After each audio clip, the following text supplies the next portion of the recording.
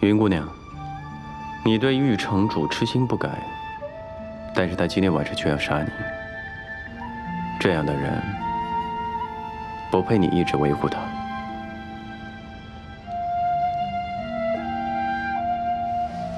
在小明客栈，那一记游丝夺魄针，也是靠玉儿小姐送你的暖玉才挡下的，是她在庇护你。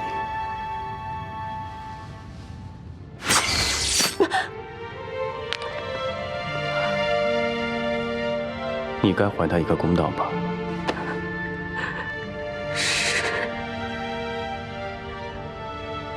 是我错了，是我错了。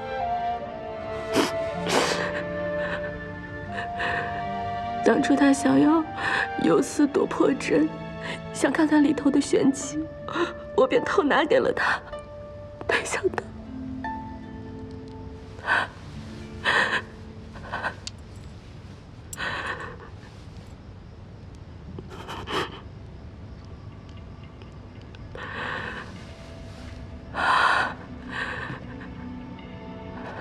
玉木兰，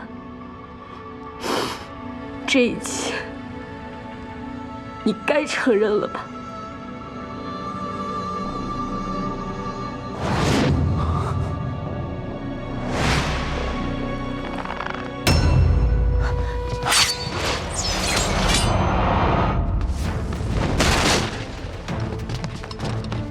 武功不济，小心点吧。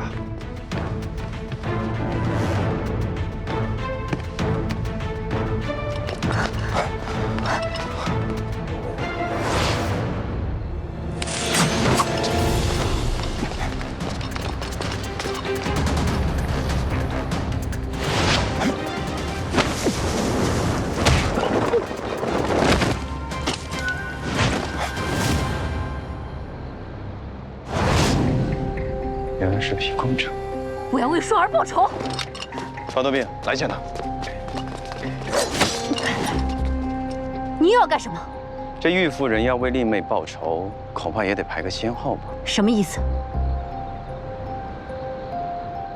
玉夫人莫要忘了，玉儿小姐死前曾受掌力重伤，这伤从何而来，一直未解。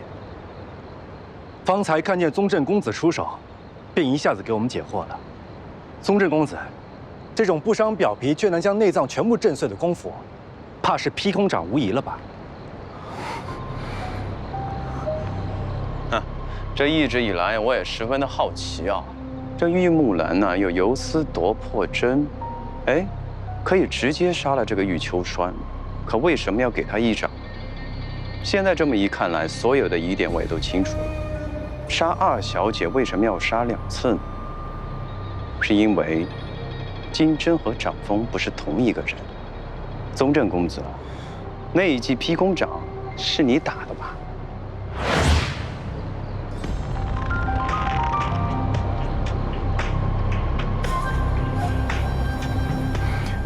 我是会劈空掌，可我为何要杀他？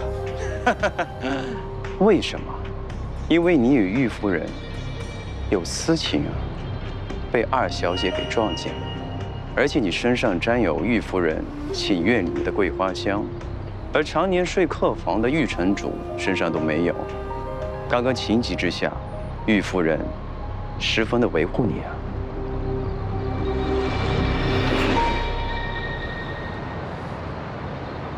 多年了，你从不跟我同寝，也不正眼看我。原来是……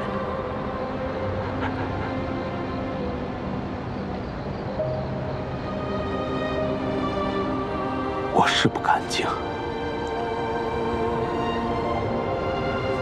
可你也好不到哪儿去。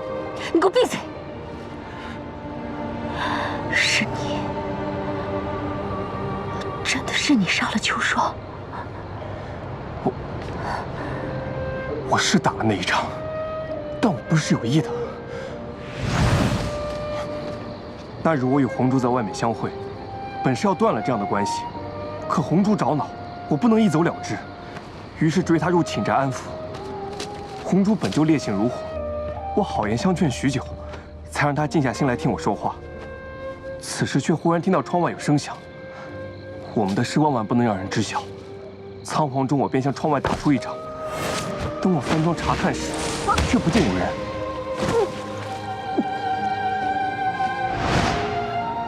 我也不知道那个人是秋霜啊。原来杀你妹妹的人正是你，宝呀！